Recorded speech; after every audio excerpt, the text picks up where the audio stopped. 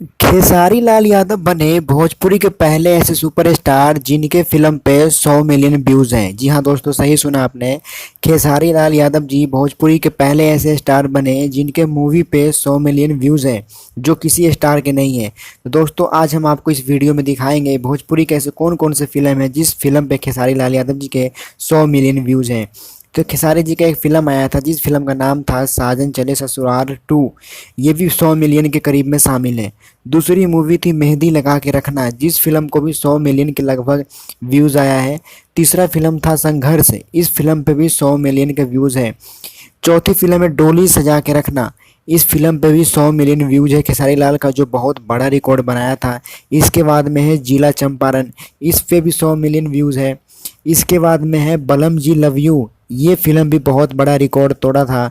उसके बाद में है दुल्हन वही जो पिया मन भाए, इस फिल्म ने भी बहुत बड़ा रिकॉर्ड तोड़ा था।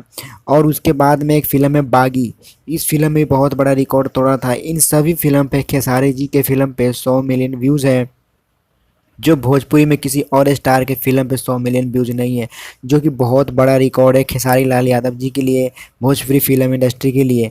दोस्तों, अगर आप खेसारी जी के फ़ैन हैं या भोजपुरी फिल्म इंडस्ट्री से प्यार करते हैं तो इस वीडियो को लाइक कीजिए और चैनल को सब्सक्राइब कीजिए, ताकि हम एक से बढ़कर एक वीडियो आपके लिए लेके आते रहे खेसारी लाल से संबंधित। Thank you.